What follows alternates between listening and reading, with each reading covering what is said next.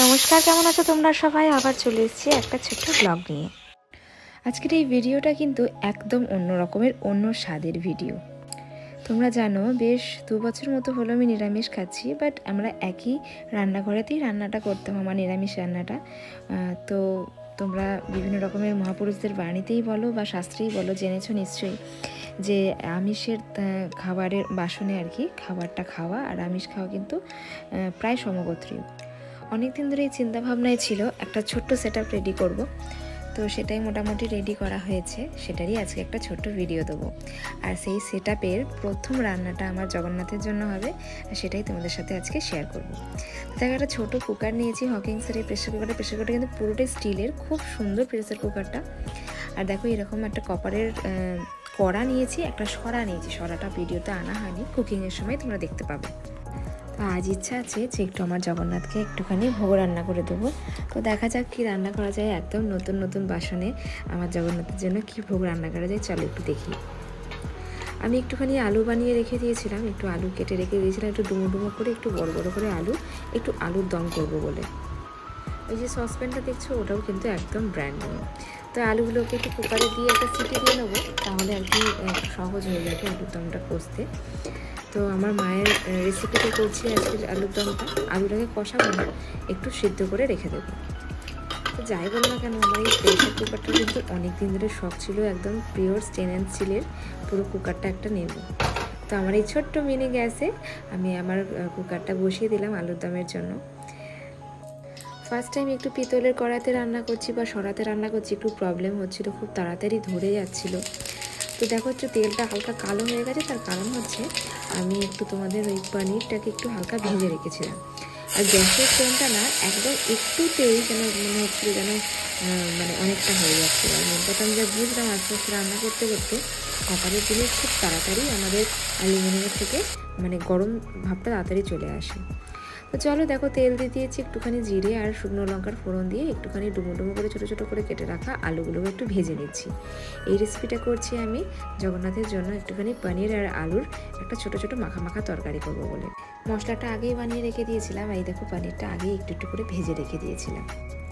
এই শখটা কিন্তু আমার আজ থেকে না, অনেক দিন ধরে বিভিন্ন রকম চ্যানেলে দেখি ঠাকুরের জন্য নিজে যে রান্নাটা করে সেটাই ভগবানকে নিবেদন করে খাওয়ায়। তো সেটা আমার অনেক দিনকারই শখ ছিল, তো আমার হয়ে উঠছিল না। ফাইনালি জগন্নাথ করিয়ে নিয়েছে, তবেই হয়েছে। চলো এবার আলুটা মোটামুটি কষা হয়ে গেছে, রেডি। আমি এখানে একটুখানি জিরে, আদা আর টমেটোর একটা পেস্ট করে রেখেছিলাম, অল্প অল্প করে দিয়ে দিলাম।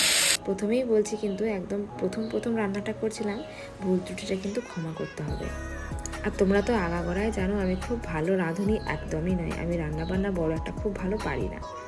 কিন্তু এটা আমার মনের বিশ্বাস যে আমার অন্তর থেকে যেমনভাবে আমি ভগবানের জন্য চাইবো, আমার জগন্নাথ সেভাবেই আমার ভোগটা গ্রহণ করবেন। একটু তলায় বসে যাচ্ছিলো বলে অল্প অল্প করে একটু জল দিয়ে নিচ্ছিলাম। কপারের জিনিসের আগে তো কখনো রান্না করিনি, বেশ একটু চাপই ছিল কিন্তু।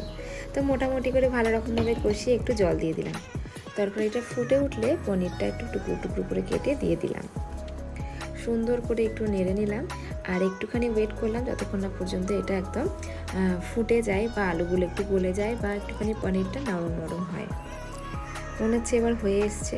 আমি গরম মশলাটা আনতে একদম ভুলে গেছিলাম, তাই জন্য একটুখানি ঘি অ্যাড করে দিলাম। তো এইভাবে মোটামুটিভাবে ছানার তরকারিটা কোনো রকমে হয়ে উঠলো। এইবার পালা হচ্ছে আলুর দমে। দুটো সিটি দিয়ে আমি নামিয়ে নিলাম, আর এদিকে শুরু করে দিলাম আটা ময়দা মিক্সড করে একটু ময়ন দিয়ে ময়দাটাকে মাখতে। আমার এখনও গামলাটা কিনে ওঠা হয়নি, সেই জন্যে সরাটাকে ভালো করে আরেকবার মেজে নিয়ে আটা ময়দা মিক্সড করে লুচির জন্য মেখে ফেললাম। আর এরপর সরাটা আবার ধুয়ে নিয়ে ওতে একটুখানি সর্ষের তেল আর একটু জিরে ফোড়ন দিয়ে টমেটো দিয়ে মানে ভালো করে নাড়তে থাকলাম। ধোঁয়া দেখে বুঝতেই পারছো খুব তাড়াতাড়ি কিন্তু গরম হয়ে যাচ্ছিলো সরাটা। এরপর পেস্টটা দিয়ে দিলাম, সেই একই পেস্ট, আদা জিরে টমেটো, আর তারপর দিয়ে দিলাম তাতে একটুখানি হলুদ।